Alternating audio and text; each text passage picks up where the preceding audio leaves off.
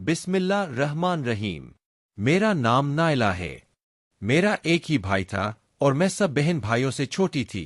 मेरी दो बहनें मुझसे बड़ी थीं, जिनकी शादी हो चुकी थी, और अब भाई की शादी हो रही थी, जिसकी मुझे सबसे ज्यादा खुशी थी, क्योंकि जब से बहनों की शादी हुई थी, मैं घर में अकेली रह गई थी, और अब भाभी के आ जाने से मेरा दिल लग जाना था।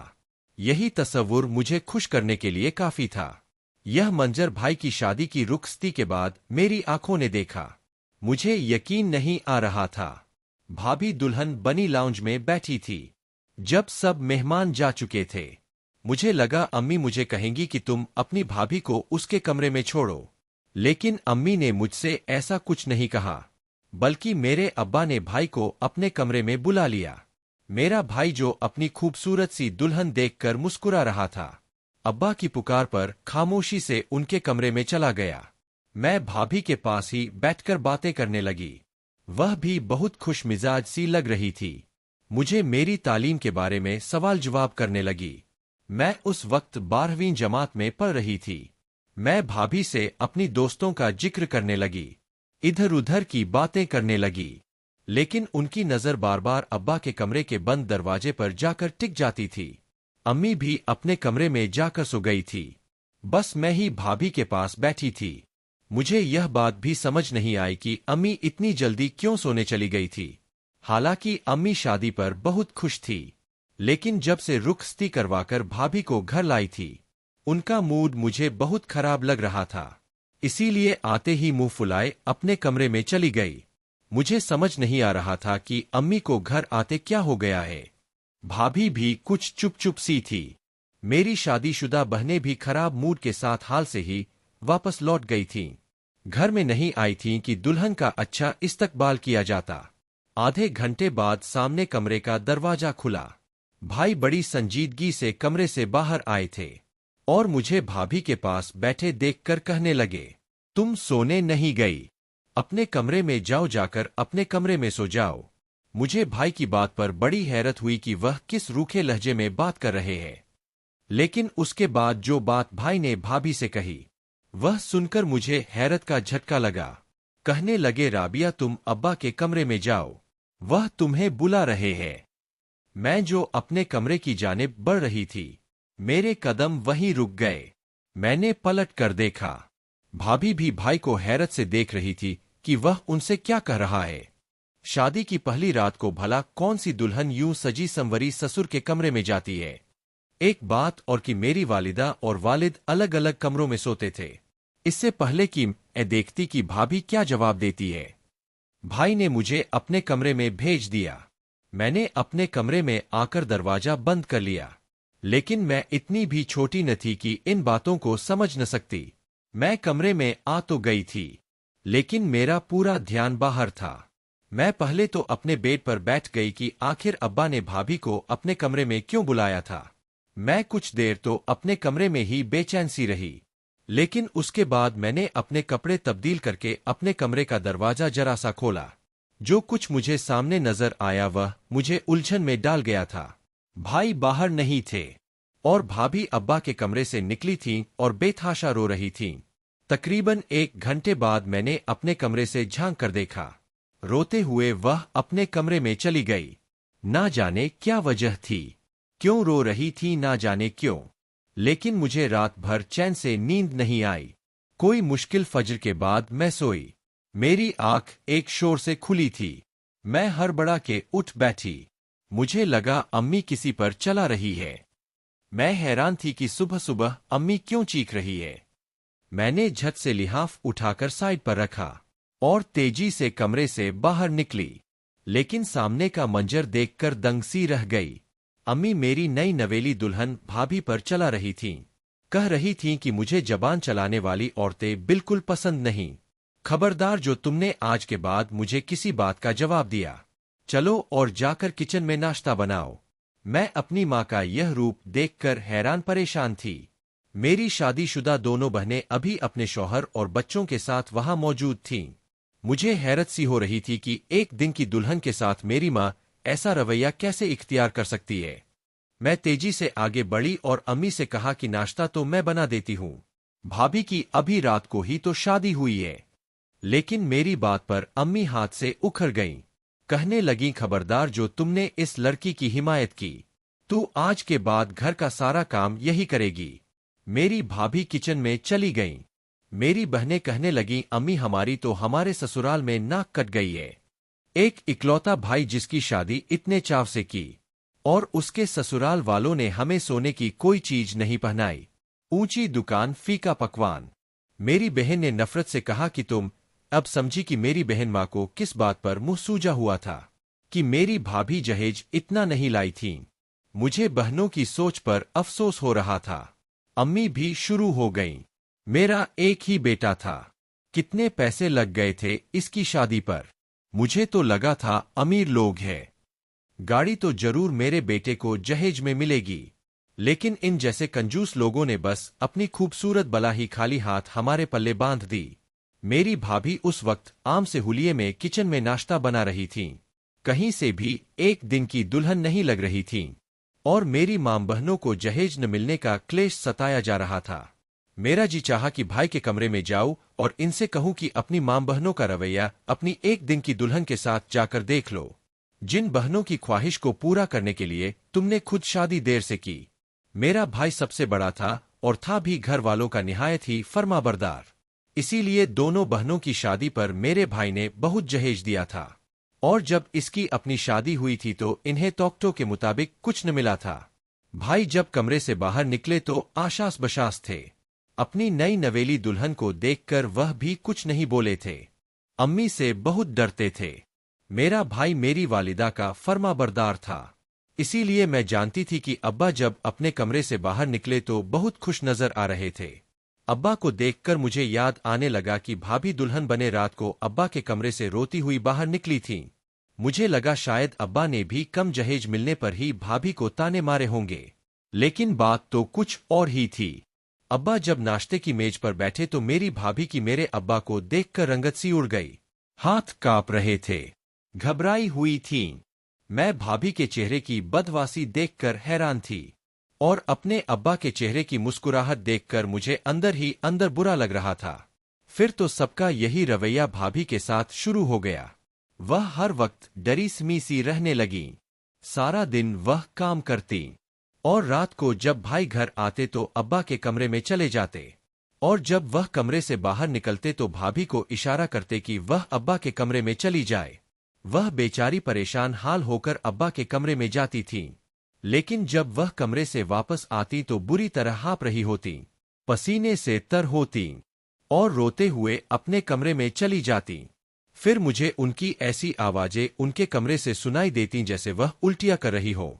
इनके चेहरे की नागवारी से भी यही लगता था जैसे वह कोई बहुत बुरा फैल करके आई हो। मुझे यह बात जिस शको शुबह में डालती थी, मेरा जमीर मुझे अंदर ही अंदर मलामत करने लगता।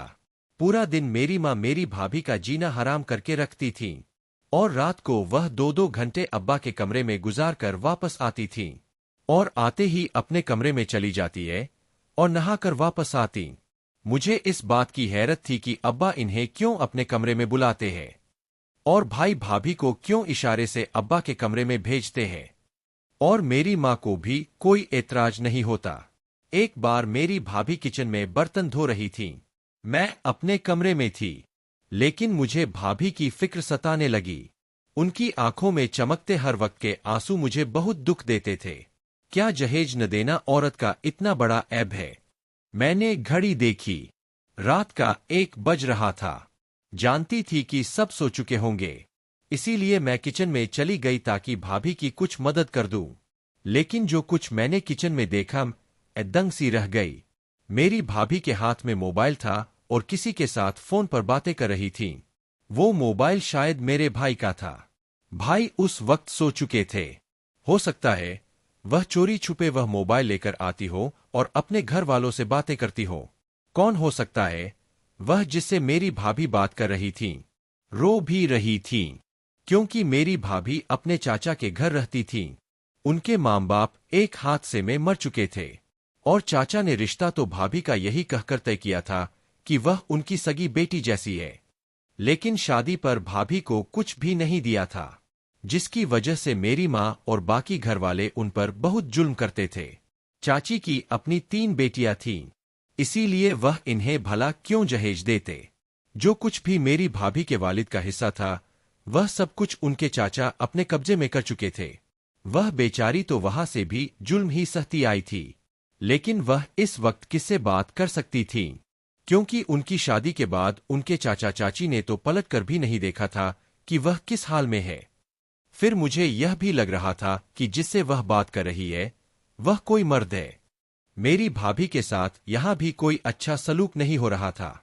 मेरा दिल उनके बारे में सोच सोच कर कुहता रहता था। लेकिन जो बात मुझे शक में डाल रही थी वह यह थी कि मेरी भाभी इस वक्त जिससे बात कर रही है वह कोई मर्द था। मेरी भाभी उसे कह रही थी कि मुझे यहां से ले जाओ, तुम नहीं जानते ये लोग मेरे साथ कैसा सलूक करते हैं। और वो शख्स जो मेरा ससुर है वो किस कदर घटिया इंसान है। काश वो जुल्म जो मेरे साथ करता है उसकी बेटी भी जो सब सहे तो इसे पता चले। यह बात सुनकर मैं वहीं से पलटकर अपने कमरे में आ गई। ना जाने वह शख्स कौन था जिसे मेरी भाभी बात कर रही थी, और अब्बा ऐसा क्या करते थे भाभी के साथ। मुझे अब्बा की हरकत खुद भी नापसंद थी, लेकिन जिस तरह मेरी भाभी बद्दुआ दे रही थी मेरी रूह तक लर्ज गई थी।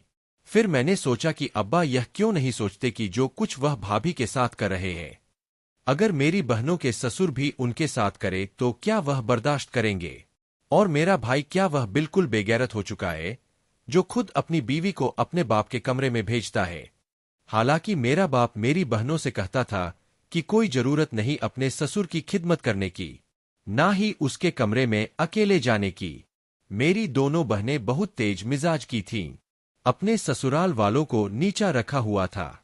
शौहर भी उनके काबू में थे, और जब यहां आती तो भाभी की शामत लाई रखती थीं।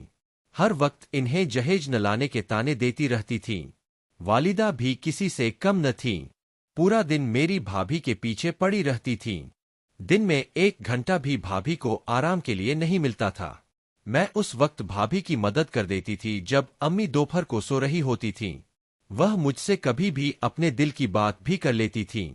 लेकिन जब भी मैं इनसे यह पूछती कि अब्बा इन्हें कमरे में बुलाकर क्या कहते हैं, तो उनकी रंगत उड़ जाती थी। वह एकदम ही रंग के साथ नफी में सर हिलाने लगती। मेरे जहन में बहुत सारे सवाल थे जिनका मेरे पास कोई जवाब न था। मेरी भाभी मुझसे भी बात करते हुए घबराती थीं। एक दिन जब भाभी मेरे अब्बा के कमरे में गईं, तो मैंने अम्मी से पूछा कि अब्बा भाभी को रोज अपने कमरे में क्यों बुलाते हैं। मेरी बात सुनकर मेरी माँ मुझे कहर भरी नजरों से देखने लगी। कहती, मुंह बंद रखा करो अपना, खबरदार जो दोबारा कोई भी ऐसा सवाल मुझसे पूछा। मुझे भाभी पर भी हैरत होती थी कि वह क्यों कुछ नहीं बताती। मैं अपनी भाभी की वजह से बहुत परेशान रहने लगी थी। एक बार मैंने सोच ही लिया कि मैं भी देखूंगी कि आखिर अब्बा कमरे में भाभी के साथ क्या करते हैं। मेरा भाई मेरे बाप से बहुत डरता था, इसलिए जो बात अम्मी या अब्बू कह देते वह कभी उसके खिलाफ नहीं चलता था। एक दिन जब भाभी कमरे में गईं, कुछ देर बाद मैं भी अब्बा के कमरे में जाने के बहाने से उठ गई कि जाकर देखूं तो सही। मेरी अम्मी ने मुझे फौरन रोक दिया। कहने लगी, खबरदार जो तुम कमरे में गई भी तो। मैंने कहा, मैं क्यों नहीं जा सकती, मुझे अब्बा से काम है। अम्मी ने कहा, जब तक तुम्हारी भाभी कमरे में है तुम कमरे में नहीं जाओगी, चलो जाओ अपने कमरे में। एक रात तो जो कुछ मेरी आंखों ने देखा मैं सोच भी नहीं सकती थी। मैं रात को किचन में जाने लगी। मुझे प्यास लग रही थी, लेकिन जैसे ही लाउंज में से होती हुई किचन की तरफ बढ़ने लगी, सामने लाउंज का दरवाजा खुला हुआ था। मैं यह सोचने लगी कि रात के पहर दरवाजा किसने खोला है। मैं जब दरवाजे से बाहर आई तो मेरी भाभी सहन में से होती हुई छत की तरफ जा रही थी। मैं यह सोच रही थी कि इस वक्त वह छत पर क्या करने जा रही है। मैं भी उनके पीछे चली गई, लेकिन जैसे ही मैं छत पर पहुंची, मैंने छुपकर देखा तो मेरी भाभी एक नौजवान के गले लगकर रो रही थीं। यह देखकर तो सांस लेना ही भूल गई। वो उस शख्स से भी यही कह रही थीं कि मुझे यहां से ले जाओ, मुझे यहां नहीं रहना। कौन था वो शख्स? भाभी का क्या लगता था? कोई आशिक? मैं वापस उतर आई थी। यह सब क्या हो रहा था? एक तरफ तो मेरी भाभी मजलूम बनी हुई थीं, और दूसरी तरफ यह कौन सा रूप था इनका जो मैं देख रही थी। मुझे कुछ भी समझ में नहीं आ रहा था। पहले मैंने सोचा कि सबको आकर भाभी की असलियत बता दूं। मैं जैसे ही लाउंज से अंदर आई कि अपने कमरे में वापस जा सकूं, तो लाउंज के सामने मेरा भाई खड़ा था। भाई को देखकर मेरे रहे से औसान भी खत्म हो गए। वह मुझसे कहने लगा कि तुम इस वक्त यहाँ क्या कर रही थी। मैं तो परेशान सी हो गई कि क्या जवाब दूं। मुझे घबराहट हो रही थी। मैंने कहा मुझे घबराहट हो रही थी, इसीलिए ताजा हवा के लिए बाहर आ गई थी। वो कहने लगा, अच्छा ठीक है, यह बताओ तुम्हारी भाभी कहाँ है? पूरे घर में नजर नहीं आ रही। यह सुनकर तो मैं और भी घबरा गई कि क्या कहूँ और क्या नहीं। मैं इसी शशोपंच में मुब्तला थी कि भाभी भी आ गई। भाई को देखकर तो उसके भी होश उड़ गए, लेकिन मैंने इन्हें बचा लिया। मैंने कहा, और भाभी दोनों ही बाहर सहन में बैठे थे। मेरी बात सुनकर भाभी भी कुछ दंग सी रह गईं। कहने लगी, हाम इसके साथ ही सहन में थी। मेरा भाई मुतमिन सा हो गया। उस वक्त तो मेरी भाभी अपने कमरे में चली गईं, लेकिन अगले रोज मेरी भाभी मेरे कमरे में आकर मेरा शुक्रिया अदा करने लगीं कि मैंने इन्हें बचा लिया। मैंने कहा कोई बात नहीं। फिर मैंने इसे पूछ ही लिया कि वो छत पर क्यों गई थी और जो शख्स छत पर था वो कौन था। कहने लगी, वो मेरा भाई है, जिसे चाचा ने बचपन में ही घर से निकाल दिया था ताकि बड़ा होकर कहीं अपना हिस्सा ही न मांग ले। मेरा भाई कहीं छोटी मोटी नौकरी करता था, इसलिए मेरी मदद नहीं कर सकता था, लेकिन अब वह खुद को एस्टेब्लिश कर चुका है और बहुत जल्द यहां से वापस चली जाऊंगी। मुझे भाभी की बात सुनकर हैरत हो रही थी। मैंने कहा कि आपने पहले नहीं बताया कि आपका कोई भाई है। वह कहने लगी कि मैं क्या बताती। इस घर में आते ही मुझ पर जुल्म-ओ-सितम शुरू हो गया था। मुझे तो लगा था कि मेरी आजमाइश शादी के बाद खत्म हो जाएगी, लेकिन मेरे लिए तो जबर मुसलसल है। मैंने पूछा कि क्या आप मेरे भाई को छोड़ देंगी? कहने लगी, तुम्हारा भाई मेरे लिए बोलता ही नहीं है, कोई आवाज नहीं उठाता। मैं ऐसे शख्स के साथ क्या जिंदगी गुजारूं? उनकी बात तो दुरुस्त थी। फिर कहने लगी, तुम्हारे वालिद भी अच्छे इंसान नहीं हैं, मैं वो सब नहीं कर सकती। मैंने कहा, अब्बा आपसे क्या करवाते हैं? मेरी बात पर वो कहने लगी कि किसी दिन खुद जाकर देख लेना। मैंने भाभी से कहा कि आज मैं आपके कपड़े पहनकर अब्बा के कमरे में जाऊंगी, आप मेरे कमरे में खुद को बंद कर लेना। वह मेरी बात मान गई। रात को भाभी के कपड़े पहनकर उनके कमरे में चली गई, लेकिन मैंने घूंघट में अपना चेहरा छुपा लिया। मुझे देखकर मेरे अब्बा यही समझे कि मैं भाभी हूं। फिर मेरे अब्बा ने कहा कि मैं काला इल्म सीख रहा हूं, इसीलिए मुझे यह जिंदा मुर्गियां हलाल करके दो, मुझे इनका खून गिलास में डाल के दो। यह सुनकर मेरे भी होश उड़ गए। मेरा बाप कौन सा इल्म सीख रहा था? अब्बा ने 3 जिंदा मुर्गियां निकाल कर कहा कि इन्हें काट कर दो। फिर वह बोले कि आज आखिरी अमल है, इसके बाद जो चाहूं जिन्नात से करवा सकता हूं। यह कहकर वह कुछ उल्टा सीधा पढ़ने लगे, लेकिन मैंने मुर्गियों के साथ ऐसा वैसा कुछ नहीं किया, क्योंकि मैं नहीं चाहती थी कि मेरा बाप कोई ऐसा अमल सीखे।